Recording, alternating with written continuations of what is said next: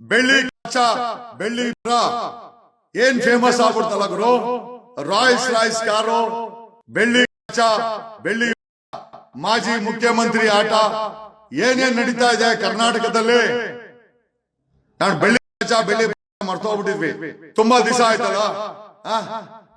ಈ ಸಿಟಿ ರವಿ ಈ MLC ಆದ್ಮೇಲೂ ತನ್ನ ಹಳೆಯ ಚಾಳಿಯನ್ನ ಬಿಟ್ಟಿಲ್ಲ.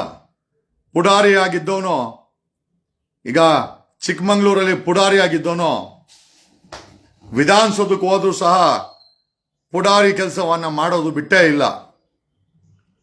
ತಾನೊಬ್ಬ ಜವಾಬ್ದಾರಿಯುತ ಜನಪ್ರತಿನಿಧಿ ಅನ್ನೋದನ್ನ ಸಿಟಿ ರವಿ ಮರ್ತೇ ಹೋಗಿದ್ದಾನೆ. ಅಫ್ಕೋರ್ಸ್ 24 ಗಂಟೆ ಕುಡಿದ್ರೆ ಕುಡುಕರು ಕೆಟ್ಟವ್ರಂತಲ್ಲ, ಕುಡಿದು ಒಬ್ಬ ಜನಪ್ರತಿನಿಧಿಯಾಗಿ ಕುಡಿದು ಜವಾಬ್ದಾರಿ ಮರೆಯೋದಿದೆಯಲ್ಲ, ಅದು ತಪ್ಪು ಅಂತ ಹೇಳ್ಬೇಕಾಗತ್ತೆ. ಆಮೇಲೆ ಇವನು ಹೆಣ್ಣು ನಿಂದಕ ಯಾಕೆ ಅಂತಂದ್ರೆ, ಅದು ಮುಂಚೆ ಪುಡಾರಿ ಆಗಿದ್ದವನು ಎಲ್ಲರನ್ನು ನಿಂದಿಸ್ಕೊಂಡು ಗಲಾಟೆ ಮಾಡಿಕೊಂಡೆ ಬಂದ ಅಭ್ಯಾಸ. ಹೆಣ್ಣು ಮಕ್ಕಳಿಗೆ ಹಾಯ್ ಹೆಣ್ಣು ಮಕ್ಕಳಿಗೆ ಗೌರವ ಕೊಟ್ಟ ಅಭ್ಯಾಸ ಇಲ್ಲ. ಹಂಗಾಗಿ ಯಾಕಂದ್ರೆ ರೇಣುಕಾಚಾರ್ಯ ಆಗಿರ್ಬೋದು, ಕಿಸ್ ರೇಣುಕಾಚಾರ್ಯ ನರ್ಸನ್ನ ಕಿಸ್ ಮಾಡಿ ಅದರ ಫೋಟೋಗಳನ್ನ ಆಗಿನ ಕಾಲದಲ್ಲಿ ಹವಾಯ್ ಮಾಡಿದಂತ ಕಿಸ್ ರೇಣುಕಾಚಾರ್ಯ ಆಗಿರ್ಬೋದು, 78 ವರ್ಷ ಇಳಿಯ ವಯಸ್ಸಾದ್ರು ಯಾವುದೋ ಒಂದು ಪುಟ್ಟ ಹೆಣ್ಣು ಮಗಳನ್ನ ಸೆಕ್ಷುವಲ್ ಹರಾಸ್ಮೆಂಟ್ ಕೇಸಲ್ಲಿ ಪೋಸ್ಕೋ ಕೇಸ್ ಹಾಕೊಂಡ ಯಡಿಯೂರಪ್ಪನಾಗಬಹುದು, RR ನಗರದ ನಾಯ್ಡು, ಪಿಂಪ್ ನಾಯ್ಡು, 420 ನಾಯ್ಡು ಸಿಕ್ಕ ಹೆಣ್ಮಕ್ಳ ಮೇಲೆ ಎರಗಿ ದೇಹ ಸುಖವನ್ನ ಅನುಭವಿಸಿ ಅವರ ವಿಡಿಯೋ ಚಿತ್ರಗಳನ್ನ ಬ್ಲಾಕ್ ಮೇಲ್ ಮಾಡಕ್ಕೆ ಬಳಸ್ತಾ ಇದ್ದಂತ RR ನಗರದ ಮುನ್ರತ್ನ ನಾಯ್ಡು ಆಗಿರ್ಬೋದು, ಸಹಾಯ ಕೇಳಲು ಬಂದ ಹೆಣ್ಣು ಮಗಳನ್ನ ಮಂಚದಲ್ಲಿ ಅನುಭವಿಸಿದ ರಮೇಶ್ ಜಾರಕಿಹೊಳಿ ಆಗಿರ್ಬೋದು, ಎಲ್ಲಾ ಪಾರ್ಟಿಯಲ್ಲೂ ಇದ್ದಾರೆ. ಯಾವ ಪಾರ್ಟಿ ಇದಕ್ಕೇನು ವರ್ತೇನಲ್ಲ. ಆದರೆ ಈ ಬೆಳ್ಳಿ ಕಾಚಾ ಬೆಳ್ಳಿ ಬ್ರಾ ಏನ್ ಫೇಮಸ್ ಆಗ್ಬಿಡ್ತಲ್ಲ ಗುರು. ರಾಯ್ಸ್ ಕಾರು, ಬೆಳ್ಳಿ ಕಾಚಾ ಬೆಳ್ಳಿ ಬ್ರಾ ಮಾಜಿ ಮುಖ್ಯಮಂತ್ರಿ ಆಟ ಏನೇನ್ ನಡೀತಾ ಇದೆ ಕರ್ನಾಟಕದಲ್ಲಿ. ನಾನು ಬೆಳ್ಳಿ ಕಾಚಾ ಬೆಳ್ಳಿ ಬ್ರಾನೇ ಮರ್ತೋಗ್ಬಿಟ್ಟಿದ್ವಿ, ತುಂಬಾ ದಿವಸ ಆಯ್ತಲ್ಲ. ಹೆಣ್ಮಕ್ಳು ತಪ್ಪಿದ್ರೆ ಅದನ್ನ ರಕ್ಷಿಸಬೇಕಾದ್ದು, ಬುದ್ಧಿ ಹೇಳ್ಬೇಕಾದ್ದು ನಮ್ ಕೆಲ್ಸ. ರಮೇಶ್ ಜಾರಕಿಹೊಳಿ ಹತ್ರ ಸಹಾಯ ಕೇಳ್ಕೊಂಬಂದ್ರೆ ಮಂಚಕ್ಕೆ ಕರ್ಕೊಂಡೋಗಿ ಅದನ್ನ ವಿಡಿಯೋ ಮಾಡಿಸಿ ಇಡೀ ಪ್ರಪಂಚಕ್ಕೆ ಹಂಚ್ಬಿಟ್ರು. ಏನ್ ಸಾಧನೆ ಅದು. ಹೆಣ್ಮಕ್ಳು ತಪ್ಪೇ ಅನ್ಕೊಂಬಿಡೋಣ, ಆ ತಪ್ಪನ್ನ ಆಗ್ದಂಗ್ ನೋಡ್ಕೊಬೇಕಾದ್ದು ನಿಮ್ಮೆಲ್ಲರ ಕೆಲಸ, ಜವಾಬ್ದಾರಿ ಸಹ. ರಮೇಶ್ ಜಾರಕಿಹೊಳಿ ಕೆಲಸ ಏನಾಯ್ತು? ಕಿಸ್ ರೇಣುಕಾಚಾರ್ಯ ಕಿಸ್ ನರ್ಸ್ ಜೊತೆ ಎಷ್ಟು ದೊಡ್ಡ ಅಗಾಂಡ. JDS ಕುಮಾರಸ್ವಾಮಿ ಅವರ ಅಣ್ಣನ ಮಗ ಅವನ್ ಪ್ರಜ್ವಲ್, ಅಬ್ಬಾ ಅಲ್ಲ, ಯಾರಾದ್ರೂ ರಾಜಕಾರಣಿಗಳು ಅವನು ಪ್ರಜ್ವಲ್ ಪೊಲೀಸ್ ಅಧಿಕಾರಿಗಳನ್ನೂ ಬಿಟ್ಟಿಲ್ಲ. He has not even spared police officers. ಅವನ್ ಪ್ರಜ್ವಲ್ ಮನೆಯಲ್ಲಿರೋ ಹಾಡುಗಳನ್ನ, ತಾಯಿ ಸಮಾನರಾದ ಹೆಣ್ಮಕ್ಳನ್ನ ಪೊಲೀಸ್ ಆಫೀಸರ್ನೂ ಬಿಟ್ಟಿಲ್ಲ. ಪ್ರಜ್ವಲ್ ಎಲ್ಲೋಗ್ತಾ ಇದೆ ಕರ್ನಾಟಕ, ಎಲ್ಲೋಗ್ತಾ ಇದೆ ರಾಜಕಾರಣಿಗಳಿಂದ. ಒಬ್ಬ ಪ್ರಜ್ವಲ್ ಇಡೀ ಕರ್ನಾಟಕದ ಮಾನ ಮರ್ಯಾದೆ ತೆಗೆದುಬಿಟ್ಟ. ಒಬ್ಬ ಪ್ರಜ್ವಲ್, ಒಬ್ಬ ರಮೇಶ್ ಜಾರಕಿಹೊಳಿ ಪ್ರೂವ್ ಮಾಡಿಬಿಟ್ಟ. ಅಂದ್ರೆ ನಾವು ರಾಜಕಾರಣಿಗಳಾದ್ಮೇಲೆ ನಮ್ಮ ಹತ್ರ ಬರೋರೆಲ್ಲ ನಮ್ ಜೊತೆ ಮಲಗಕ್ಕೆ ಬರೋದು, ಆಮೇಲೆ ನಾವಿರೋದೇ ಮಲಗಿಸ್ಕೊಳಕ್ಕೆ. ದೇಹ ಸುಖ ಅನುಭವಿಸಕ್ಕೆ. ನಮ್ಮನ್ನ ಯಾರು ಕೇಳಂಗಿಲ್ಲ. ನಮ್ಮ ರಮೇಶ್ ಜಾರಕಿಹೊಳಿ ಮೇಲೆ FIR ಆದ್ಮೇಲೂ ಕೂಡ ಅವನನ್ನು ಅರೆಸ್ಟ್ ಮಾಡಿಸಲಿಲ್ಲ ಈ ಬೊಮ್ಮಾಯಿ, ಈ ಮಾಜಿ ಮುಖ್ಯಮಂತ್ರಿ ಬೊಮ್ಮಾಯಿ. ಇನ್ನೊಬ್ಬ ಮಾಜಿ ಮುಖ್ಯಮಂತ್ರಿ ಬೆಳ್ಳಿ ಕಾಚಾ ಬೆಳ್ಳಿ ಬ್ರಾ ಕೊಡುಗೆ ಕೊಟ್ಟವನು. ಆಂಧ್ರ ಇಂದ ಹೆಣ್ಮಕ್ಳನ್ನ ಕರ್ಕೊಂಬಂದು ಮಜಾ ಮಾಡಿದವನು. ಇನ್ನೊಬ್ಬನು ಯಾವನು ಅಂತೆ, ಯಾರೋ ಮಲ್ಲೇಶ್ವರಮನು ವಯಾಗ್ರ ತಂದು ಕೊಟ್ಟವನು. ಅವನ್ ಯಾವನೋ ಚಿಕ್ಕಬಳ್ಳಾಪುರ ತಲೆ ಹಿಡ್ಕ ಅಂತೆ, ಅವನೊಬ್ಬ ಜನಪ್ರತಿನಿಧಿ ತಗೊಂಬಂದು ಹೆಣ್ಮಕ್ಳನ್ನ ಮಂಚಕ್ಕೆ ಮಲಗಿಸೋರು. ಅಲ್ರಿ, ಎಷ್ಟು ವಲಸಾಗಿದೆ ಕರ್ನಾಟಕದ ರಾಜಕೀಯ. ಹೆಣ್ಣು ಮಕ್ಕಳು ಅಲ್ಲಿ ಬಿಡಿ, ರಾಜಕೀಯದಲ್ಲಿ ಈ ಬಾಳು ಅಂತಂದ್ರೆ ಇದಕ್ಕೆ ಹೋಗ್ಲಿ, ಫಿಲಂ ಇಂಡಸ್ಟ್ರಿಗೆ ಮಂಚದಲ್ಲಿ ಮಲ್ಕೊಂಡ್ರನೆ ಅಂತೆ ಹೀರೋಯಿನ್. ಎಲ್ಲಾ ರಂಗದಲ್ಲೂ ಹೆಣ್ಮಕ್ಳು ಅಂದ್ರೆ ಮಂಚದಲ್ಲಿರ್ಬೇಕು, ಹೆಣ್ಮಕ್ಳು ಅಂದ್ರೆ ದೇಹ ಸುಖ ಕೊಡ್ಬೇಕು, ಹೆಣ್ಮಕ್ಳು ಅಂದ್ರೆ ಸಿಟಿ ರವಿ ಹೇಳೋ ರೀತಿ ವೇಶ್ಯೆ. ಅವ್ರನ್ನ ವೇಶ್ಯೆ ಮಾಡೋರು ನಾವ್ ತಾನೆ. ನಮ್ಮಿಂದ ಅವರು ವೇಶ್ಯೆ ಆಗೋದಲ್ವಾ? ಯಾವ ಮುಖ ಇಟ್ಕೊಂಡು ಒಬ್ಬ ಹೆಣ್ಮಗಳನ್ನ ಆಕೆ ವೇಶ್ಯೆ ಆದ್ರೂ ಸಹ ಆಕೆಯನ್ನ ವೇಶ್ಯೆ ಅಂತ ಕರೆಯುವಂತ ಅಧಿಕಾರ ಯಾರಿಗೂ ಇಲ್ಲ, ಅವಶ್ಯಕತೆ ಇಲ್ಲ. ಯಾರಿಗೋಸ್ಕರ ವೇಶ್ಯೆ ಆಗ್ತಾಳೆ ಅವಳು? ನಮ್ಮಂತವರಿಂದ ಅಲ್ವಾ? ನಿಮ್ಮಂತವರಿಂದ ಅಲ್ವಾ? ಸಿಟಿ ರವಿ ಅಂತವರಿಂದ ಅಲ್ವಾ? ರೇಣುಕಾ ಸ್ವಾಮಿ ಅಂತವರಿಂದ ಅಲ್ವಾ? ಪೋಸ್ಕೋ ಕೇಸ್ ಹಾಕೊಂಡ ಯಡಿಯೂರಪ್ಪನಂತವರಿಂದ ಅಲ್ವಾ? ಮಾಜಿ ಪ್ರಧಾನಿ ಮೊಮ್ಮಗ ಆದ್ರೂ ಮಾಡಬಾರ್ದು ಕೆಲಸ ಮಾಡಿದವನು ಪ್ರಜ್ವಲ್ ಅಂತವರಿಂದ ಅಲ್ವಾ? ಏನಾಗ್ತಾ ಇದೆ? ಜವಾಬ್ದಾರಿ ಇಲ್ವಾ? ನಾಲ್ಗೆ ಮೇಲೆ ಬಿಗಿ ಇಲ್ವಾ? ಅಥವಾ ನೀವು ಹುಟ್ಟಿರೋದೆ ಈ ತರ ಅಲ್ಕ ಕೆಲಸ ಮಾಡಿ ಕರ್ನಾಟಕದ ಹೆಸರನ್ನ ಕೆಡಿಸಿ ಬಿಸಾಕ್ಬಿಟ್ಟಿದ್ದೀರಾ. ಕರ್ನಾಟಕ ಅಂದ್ರೆ ಬ್ಲೂ ಬಾಯ್ಸ್, ಕರ್ನಾಟಕ ಅಂದ್ರೆ ಪೋಸ್ಕೋ ಯಡಿಯೂರಪ್ಪ, ಕರ್ನಾಟಕ ಅಂದ್ರೆ CD ರಮೇಶ್ ಜಾರಕಿಹೊಳಿ, ಕರ್ನಾಟಕ ಅಂದ್ರೆ ಕಿಸ್ ರೇಣುಕಾಚಾರ್ಯ, ಕರ್ನಾಟಕ ಅಂದ್ರೆ ಸಿಕ್ದವ್ರನ್ನ ಮಜಾ ಮಾಡ್ರೋ ಪ್ರಜ್ವಲ್ ರೇವಣ್ಣ. ಏನಾಗ್ತಾ ಇದೆ ಕರ್ನಾಟಕದಲ್ಲಿ?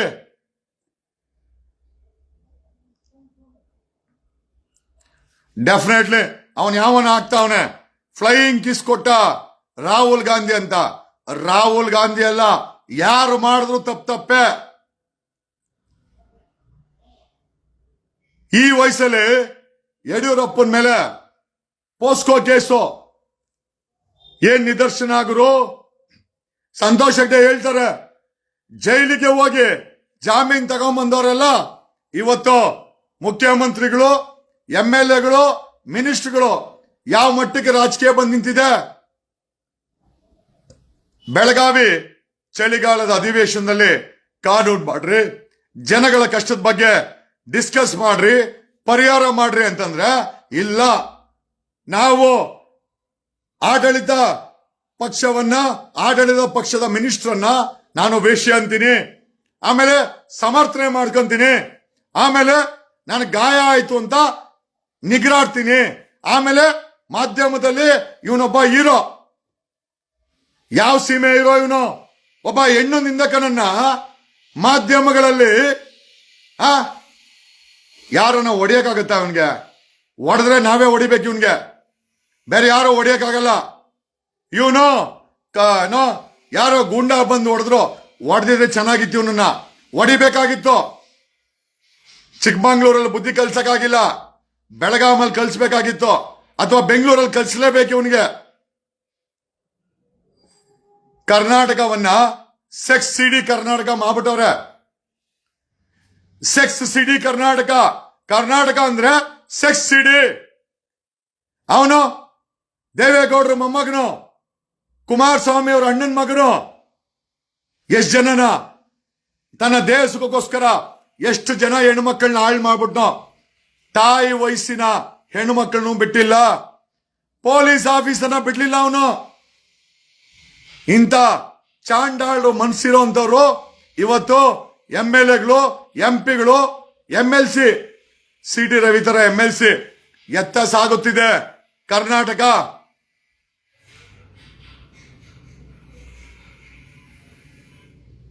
ಒಂದಂತೂ ನಿಜ, ಕೆಲ್ಸಿಲ್ದ ಕ್ಯಾತೋ ಹಣ್ಣು ಮ್ಯಾಕೆ ಮರಿಕೆ ಉರುಳಾಕದಂತೆ. ಅಂದ್ರೆ ಏನು ಕೆಲ್ಸ ಇಲ್ದವನು ಮ್ಯಾಕೆ ಮರಿನ್ ತಗೊಂಬಂದು ನೇಣಾಕ್ಬಿಟ್ಟು ನಿಂತ್ಕೊಂಡು ಮಜಾ ನೋಡ್ದಂತೆ. ಇದಕ್ಕೋಸ್ಕರನ 78 ವರ್ಷಗಳ ಕಾಲ 78 ವರ್ಷಗಳ ಸ್ವತಂತ್ರ ಭಾರತದಲ್ಲಿ ಇವತ್ತು ಆ ಸ್ವತಂತ್ರವನ್ನ ತಗೊಂಬಂದು ಅತಂತ್ರರಾಗಿ ತಗೊಂಬಂದು ಬೀದಿನಲ್ಲಿ ನಿಲ್ಸಿದ್ದೀವಿ.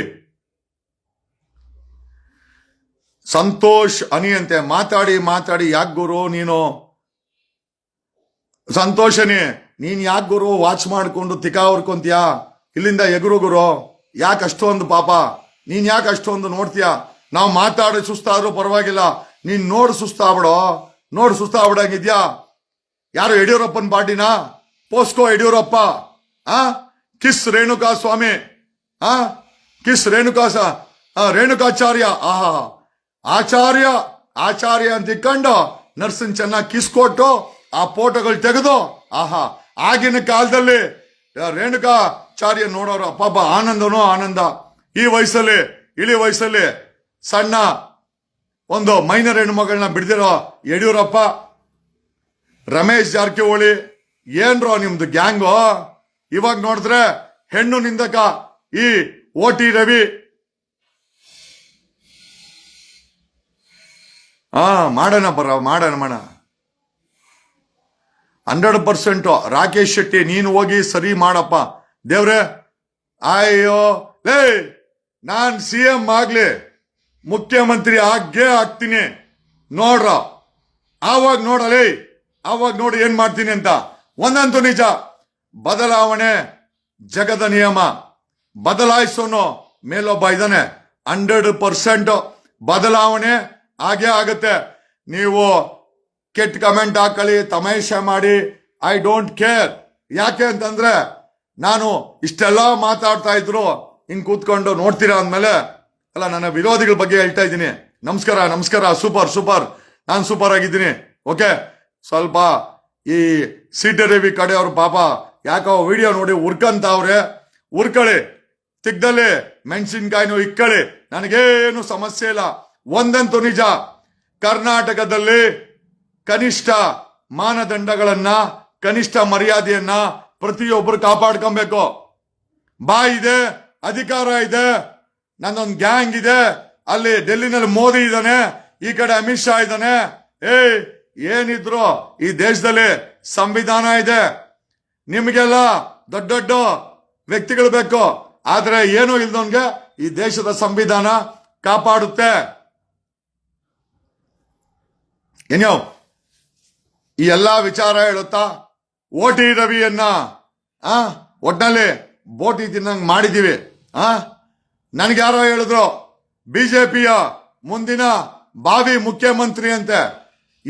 ಈ ಕುಡ್ಕನ್ನೇನಾದ್ರು ಮುಖ್ಯಮಂತ್ರಿ ಮಾಡಿದ್ರೆ BJP ಪಕ್ಷ ಗೋವಿಂದ ಗೋವಿಂದ ಗೋವಿಂದ ಗೋವಿಂದ, ಏಡುಕೊಂಡಲವಾಡ ವೆಂಕಟರಮಣ ಗೋವಿಂದ ಗೋವಿಂದ. ಈ ಕುಡುಕನು BJPಯ ಮುಂದಿನ ಮುಖ್ಯಮಂತ್ರಿ ಕ್ಯಾಂಡಿಡೇಟ್ ಅಂತೆ. ನನಗೆ ಗೊತ್ತಿಲ್ಲ, ಯಾರೋ ಹೇಳಿದ್ರು ವಿಜೇಂದ್ರ ವರ್ಕೌಟ್ ಆಗಲ್ಲ, ಮಾಡಿದ್ರೆ ಕುಡ್ಕ ರವಿನೇ ಮುಂದಿನ BJPಯ ಮುಖ್ಯಮಂತ್ರಿ ಅಂದ್ರು. ನೀವು BJPಯವರು ಈ ಕುಡುಕನ್ನ ಮುಖ್ಯಮಂತ್ರಿ ಮಾಡಿದ್ರೆ ನಾವೆಲ್ಲ ಪಾವನ ಗುರು. ಏನ್ ಪುಣ್ಯ ಬಂತು ಗುರು.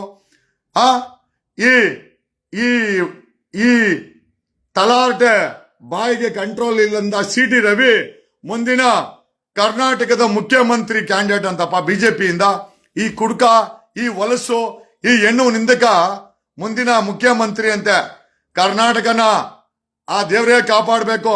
ಈ BJP ಪಕ್ಷ ಹಾಳಾಗಿ ಹೋಗ್ತೀರಾ ನೀವಂತೂ. ನಿಮ್ಗೆ ಇನ್ನೇನು ಹೇಳ್ಬೇಕಾಗಿಲ್ಲ.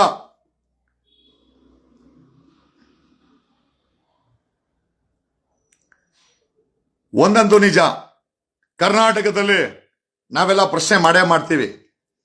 ಯಾವುದೇ ವಿಚಾರ ಆಗ್ಲಿ ಸಮಾಜಕ್ಕೆ ಅದು ಸೇರಿದ್ರೆ ಅದನ್ನ ನಾವು ಪ್ರಶ್ನೆ ಮಾಡೇ ಮಾಡ್ತೀವಿ.